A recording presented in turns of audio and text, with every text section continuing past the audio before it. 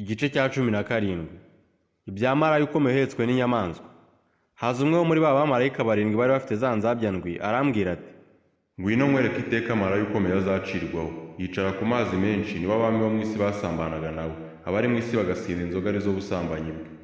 anjyana mu butayu ndi mu mwuka, mbona umugore yicaye ku nyamaswa itukura yuzuye amazina yo gutuka Imana, ifite imitwe 7 n'amahembe 10. Uwo mugore yari yambaye umwenda w'umuhengeri n'uw'umuhembo, yararimbishijwe n'izahabu n'amabuye y'igiciro cyinshi n'imaragarita. Mu ntoki ze yari afite igikombe cy'izahabu cyuzuye ibizira n'imyanda y'ubusambanyi bwe. Mu ruhanga rwe afite izina ry'amayoberane ryanditswe ngo, Babuloni ikomeye, nyina w'abamaraya, kandi nyina w'ibizira byo mu isi. mbona ko uwo mugore asinze amaraso y'abera n'amaraso y'abahowe Yesu. Mubonye ndatangara cyane. Marayika arambaza ati, Ni iki kigutangaje? Reka nkumenere ibanga ry'uriya mugore n'iry'inyamaswa imuheta ifite imitwe 7 n'amahembe 10. Iyo nyamaswa ubonye yahozeho nyamara ntikiriho, kandi igiye kuzamuka iva ikuzimu ijye kurimbuka. Abari mu isi amazina yabo atanditswe mu gitabo cy'ubugingo uhereye ku kuremwa kw'isi, bazatangara babonye iyo nyamaswa yahoze ikaba itakiriho kandi ikazongera kubaho. Aha niho hakwiriye ubwenge n'ubuhanga. Iyo mitwe 7 niyo misozi 7 uwo mugore yicaraho, kandi niyo bami 7. 5 baraguye, umwe ariho undi ntaraza, kandi naza azaba akwiriye kumara igihe gito. Ya nyamaswa yari ikaba itakiriho, iyo ubwayo ni uwa 8, nyamara kandi n'umwe muri abandi 7, kandi arajya kurimbuka. Ya mahembe 10 babonye niyo bami 10 batarimba, ariko baga gutekera hamwe na ya nyamaswa nk'abami kumara isaha imwe. Abo bahuje inama baha ya nyamaswa imbaraga zabo n'ubutware bwabo. Bazarwanya umwana w'intama, ariko umwana w'intama azabanesha, kuko ari mutware utwara abatware n'umwami w'abami. Kandi abari hamwe nawe bahamagaye batoranijwe bakiranutse nabo bazayinesha. nuko arambwira ati, Ya mazi wabonye bamaraya yicaraho niyo moko n'amateraniro y'abantu n'amahanga n'indimi. Ya mahembe 10 babonye n'aya nyamaswa bizanga amarayo, bimunyaga bimucuze birya inyama ze, bimutwika kongoke. Kuko Imana yashyize mu mitima yabyo gukora ibyo yagambiriye, no guhuza inama no guha ya nyamaswa ubwami bwayo, kugeza aho amagambo y'Imana azasohorera. Wa mugore wabonye niwe wa mudugudu ukomeye utegeka abami bo mu isi. Igice cya 18. Irimbuka rya Babuloni. Hanyuma y'ibyo mbona marayika wundi amanuka ava mu ijuru, afite ubutware bukomeye, isi imurikirwa n'ubwiza bwe. Arangurura ijwi rirenga ati, Iraguye, iraguye Babuloni ikomeye, ihindutse icumbi ry'abadayimoni, aharindirwa imyuka mibi yose n'ibisiga byose bihumanye kandi byangwa. Kuko amahanga yose yanyoye inzoga ari zo ruba ry'ubusambanyi by'uwo mudugudu, kandi abami bo mu isi basambanaga nawo. Abatunzi bo mu isi bagatungishwa n'ubwinshi bw'ubutunzi bwabo no kudamarana.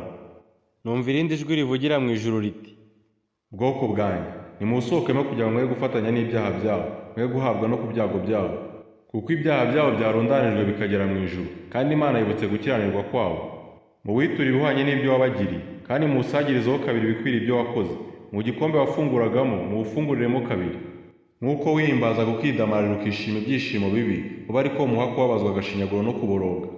Kuko wibwira uti, nicara ndi umugabekazi sindi umupfakazi, nicyo gituma n'agahinda nzagira na hato. Kubw'ibyo ibyago byabo byose bizaza ku munsi umwe, urupfu n'umuborogo n'inzara, kandi uzatwika ukongoke, kuko umwami Imana iwucireho iteka ari iy'imbaraga. kandi abami bo mu isi basambanaga nabo bakadabagira nabo bazahurira baborogera ubwo bazabona umwotsi wo gutwikwa kwawo. Bahagaritswe kure no gutinya kubabazwa kwawo bati, Ni ishyano, ni ishyano, wa mudugudu munini we, yewe Babuloni wa mudugudu ukomeye we, ubonye ishyano kuko mu isaha imwe iteka uciriweho rigusohoyeho. n'abatunzi bo mu isi nabo bazahurira baborogere, kuko ari nabo uzaba akigura urutundo rwawo, ari izahabu, ari ifeza, ari n'amabuye y'igiciro cyinshi n'imaragarita, n'imyenda y'ibitare myiza n'imyenda y'imihengeri, na hariri n'imyenda y'imihembo, n'ibiti byose by'imibavu n'ibintu byose byaremwe mu mahembe y'inzovu, n'ibintu byose byabajwe mu biti by'igiciro cyinshi cyane, n'ibyacuzwe mu miringa n'ibyacuzwe mu cyuma, n'ibyaremwe mu ibuye ryitwa marimari, na mudarasini n'ibinzari, n'imibavu n'amavuta meza nk'amadahano, n'icyome n'inzoga n'amavuta ya elayo, n'ifu y'ingenzi n'amasaka, n'inka n'intama, n'amafarashi n'amagare, n'imibiri y'abantu n'ubugingo bwabo. Kandi imbuto umutima wawe wifuzaga zigukuweho, n'ibintu byose biryoha neza n'ibisa neza bigushizeho, ntibazabibona ukundi. Abatundaga ibyo, abo mudugudu watungishije bazagarikwa kure no gutinya kubabazwa kwawo, barira baboroga bavuge bati, Ni ishyano, ni ishyano, umudugudu ukomeye wambitswe imyenda y'ibitare myiza n'iy'imihengeri n'iy'imihemba, kandi ukarimbishwa n'izahabu n'amabuye y'igiciro cyinshi n'imaragarita. Ubonye ishyano kuko mu isaha imwe ubutunzi bwinshi bungana gutyo burimbutse. Kandi aberekeza bose n'umuntu wese wambukira mu nkuge hose, n'abasare n'abatunda bambutse inyanja bari bahagaze kure. Kandi bakiriye umwotsi wo gutwikwa kwawo bavuga amajwi arenga bati, Ni mudugudu ki uhwanye n'uriya mudugudu ukomeye? Bitumurira umukungugu ku mitwe bavuga amajwi arenga barira baboroga bati, Ni ishyano, ni ishyano, umudugudu ukomeye watungishije ubutunzi bwabo afite inkuge mu nyanja, ubonye ishyano kuko warimbutse mu isaha imwe. Wajuru we, namwe abera n'intumwa n'abahanuzi, muwishime hejuru kuko Imana iwucireho iteka ibahorera. Nuko marayika ukomeye aterura igitare kimeze nk'urusyo runini akiroha mu nyanja ati, uko niko Babuloni umudugudu ukomeye uzatembagazwa, kandi ntuzongera kuboneka ukundi. Ntihazumvikana muri wo ukundi abacuranzi n'abahimbyi b'indirimbo, n'abavuza imyirongi n'abavuza imana, kandi nta muhanga nawe yaba umunyabukorikori bwose uzaboneka muri wo ukundi. Ndetse n'ijwi ry'urusyo ntirizumvikana muri wo ukundi, umucyo w'itabaza ntuzaboneka muri wo ukundi, kandi n'ijwi ry'umukwe n'iry'umugeni ntazumvikana muri wo ukundi. Abatunzi bawe bari abakomeye bo mu isi, kuko amahanga yose yayobejwe n'uburozi bwawe. Kandi muri uwo mudugudu niho amaraso y'abahanuzi n'ay'abera n'abiciwe mu isi bose yabonetse. Igice cya 19. Mu ijuru bishimira irimbuka rya Babuloni. Hanyuma y'ibyo numva mu ijuru ijwi rirenga risa n'iry'abantu benshi bavuga bati, Haleluya! Agakiza n'icyubahiro n'ubutware n'iby'Imana yacu, kuko amateka yayo ari ay'ukuri no gukiranuka. Yaciyeho iteka marayika ukomeye, wononeshaga abari mu isi ubusambanyi bwe, kandi imuhoreye amaraso y'imbata zayo. Barongera bati, Haleluya! Umwotsi uhora ucumba iteka ryose. Nuko b'abakuru 24 na bya bizima bine bikubita hasi, basenga Imana yicara kuri irya ntebe bati, Amena, Haleluya! Ijwi riva kuri iyo ntebe rivuga riti, Nimushime Imana yacu mwambata zayo mwese, namwe abayubaha, aboroheje n'abakomeye. Numva ijwi risa n'iry'abantu benshi, n'irisa n'iry'amazi menshi asuma, n'irisa n'iryo guhinda kw'inkuba gukomeye kwinshi rivuga riti, Haleluya! Kuko Umwami Imana yacu ishobora byose iri ku ngoma. Tunezerwe twishime, tuyihimbaze, kuko ubukwe bw'umwana w'intama busohoye, umugeni we akaba yiteguye.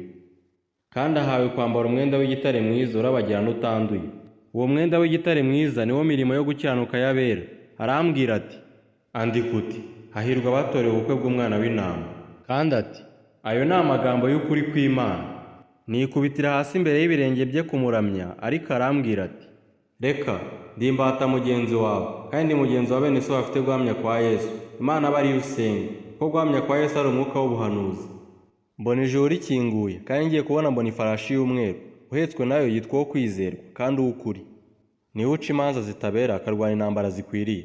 Amaso ye ntibirimo iby'umuriro, no ku mutwe we afite ibisingo byinshi, kandi afite izina ryanditswe ritazwi n'umuntu wese keretse we wenyine. Yambaye umwenda winitswe mu maraso, kandi yitwa Jambo ry'Imana.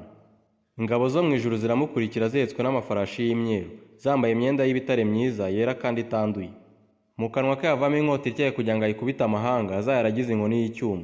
Yengesha ibirenge mu muvure w'inkazi y'umujinya w'Imana ishobora byose. Kandi ku mwenda we no ku kibero cye afite izina ryanditsweho ngo, Umwami w'abami, n'umutware utwara abatware.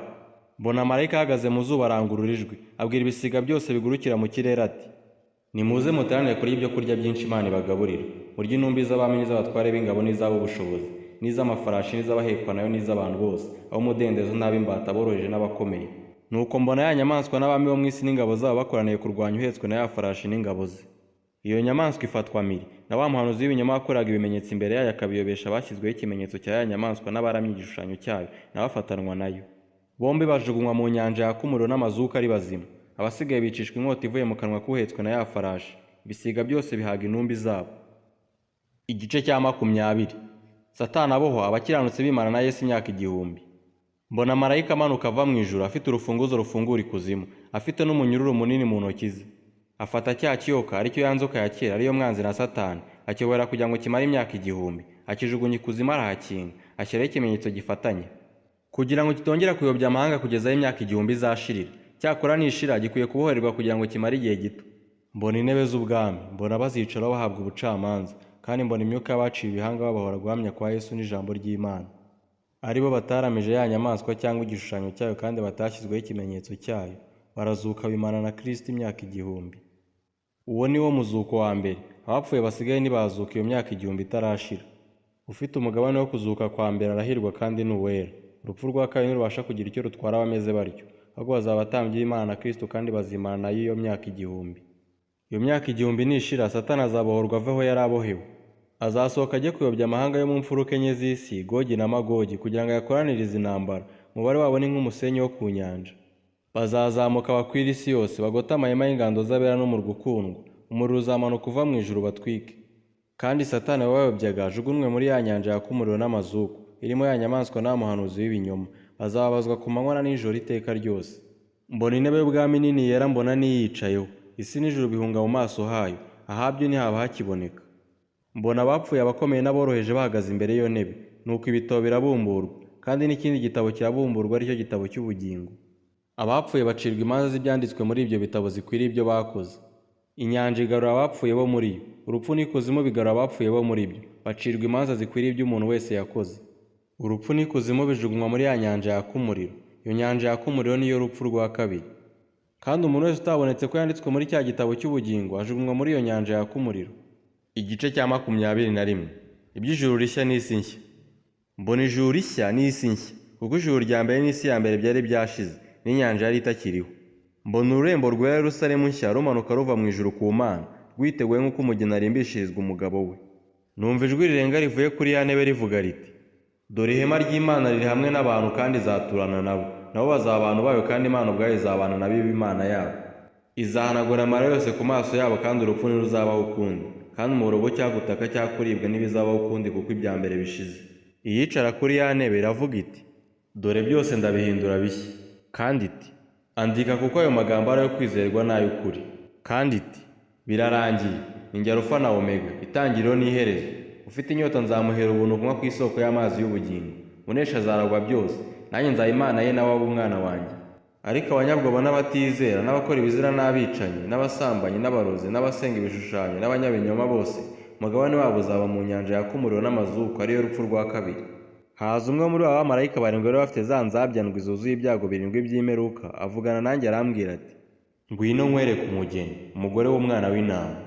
Anjyana ku musozi munini kandi muremure ndi mu mwuka, anyereka ururembo rwera Yerusalemu rumanuka ruva mu ijuru ku Mana, rufite ubwiza bw'Imana. Kurabajyana kwarwo gusa n'uko ibuye ry'igiciro cyinshi cyane nk'ibuye ryitwa yasipi ribonerana nk'isarabwayi. Rufite inkike nini kandi ndende n'amarembo 12, no ku marembo hariho abamarayika 12, kandi handitsweho amazina y'imiryango 12 y'abana ba Isirayeli. Iburasirazuba hariho amarembo 3, ikasikazi hariho amarembo 3, ikusi hariho amarembo 3, n'iburengerazuba hariho amarembo 3. Inkike z'urwo rurembo zifite imfatiro 12, zanditsweho amazina 12 y'intumwa 12 z'umwana w'intama. Uwavuganaga nanjye yari afite urugero rw'urubingo rw'izahabu, kugira ngo agere urwo rurembo n'amarembo yarwo n'inkike zarwo. Urwo rurembo rungana impande zose, uburebure bungana n'ubugari. Ageresha urwo rurembo rwa rubingo, ageramo stade y'inzovu n'ibihumbi 2. Uburebure bw'umurambaro n'ubugari n'uburebure bw'igihagararo birangana. Agera inkike zarwo, ageramo imikono 144, akurikije urugero rw'abantu. Ibyo ni ukuvuga ngo urw'abamarayika. Inkike zarwo zubakishijwe yasipi, naho ururembo ubwarwo rwubakishijwe izahabu nziza imeze nk'ibirahuri byiza. Imfatiro z'inkike z'urwo rurembo zarimbishijwe amabuye y'igiciro cyinshi y'amoko yose. Urufatiro rwa mbere rwari yasipi, urwa kabiri rwari safiro, urwa gatatu rwari karukedoni, urwa kane rwari simaragido, urwa gatanu rwari sarudonikisi, urwa gatandatu rwari sarudiyo, urwa kane rwari kirusorito, urwa munani rwari beruru, urwa cyenda rwari topazi, urwa 10 rwari kirusoparaso, urwa 11 rwari huwakino, urwa 12 rwari ametusito.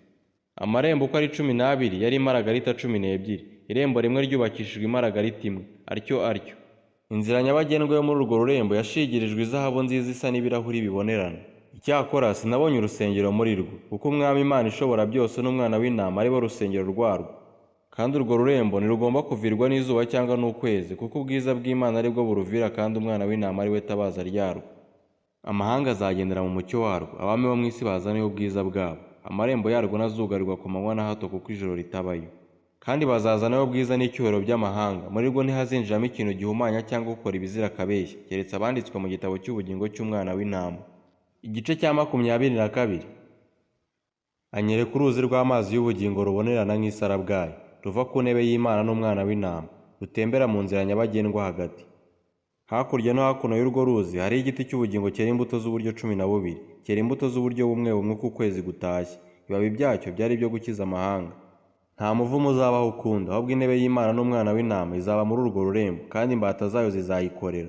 Zizabona mu maso hayo izina ryayo ryanditswe mu ruhanga rwazo. Nta joro rizabaho ukundi, kandi ntibazagomba kumurikirwa n'itabaza cyangwa kuvirwa n'izuba, kuko umwami Imana izabavira, kandi bazahora ku ngoma iteka ryose. Arambwira ati, ayo magambo ni ayo kwizerwa n'ay'ukuri. Kandi umwami Imana itegeka imyuka y'abahanuzi yatumye marayika wayo kwereka imbata zayo ibikwiriye kubaho vuba. Kandi dore ndaza vuba. Hahirwa uwitondera amagambo y'ubuhanuzi bw'iki gitabo. Njyewe Yohana numvise ibyo kandi ndabireba, maze kubyumva no kubireba nikubitira hasi imbere y'ibirenge bya marayika wabinyeretse kugira ngo muramye. Ariko arambwira ati, reka ndimbata mugenzi wawe kandi ndi mugenzi wa bene so w'abahanuzi n'uwabitondera amagambo y'iki gitabo, Imana aba ariyo uramye. Kandi arambwira ati, amagambo y'ubuhanuzi bw'iki gitabo ntuyazigame ngo uyagire ubwiru, kuko igihe kiri bugufi. Ukiranuka agumye akiranirwe, uwanduye mu mutima agumye yandure, umukiranutsi agumye akiranirwe, uwera agumye yezwe. Dore ndaza vuba nzanye ingororano, kugira ngo ngororere umuntu wese ibikwiriye ibyo yakoze. Ndi Alufa na Omega, uwa mbere n'uwa nyuma, itangiriro n'iherezo. Hahirwa abamesera ibishura byayo kugira ngo bemererwe kwegera cya giti cy'ubugingo, kandi banyure mu marembo binjire muri rwa rurembo. Hanze hazaba imbwa n'abarozi n'abasambanyi n'abicanyi n'abasenga ibishushanyo n'umuntu wese ukunda kubeshya akabikora. Njyewe Yesu numye marayika wanjye guhamiriza mwebwe ibyo ku bw'amatorero. Ni njye gishyitsi cya Dawidi n'umwuzukuru we, kandi ni njye nyenyeri yaka yo mu ruturuturu. Umwuka n'umugeni barahamagara bati, ngwino. kandi uwumva nahamagare ati, ngwino. kandi ufite inyota naze, ushaka ajyana amazi y'ubugingo ku buntu. Uwumva wese amagambo y'ubuhanuzi bw'iki gitabo ndamuhamiriza nti, nihagira umuntu uzongera kuri yo, Imana izamwongerera ibyago byanditswe muri iki gitabo. Kandi nagira umuntu ukura ku magambo y'igitabo cy'ubuhanuzi, Imana izamukura ku mugabane wa cya giti cy'ubugingo no kwa rwa rurembo rwera byanditswe muri iki gitabo. Uhamye ibyo aravuga ati, ye ndaza vuba. Amen.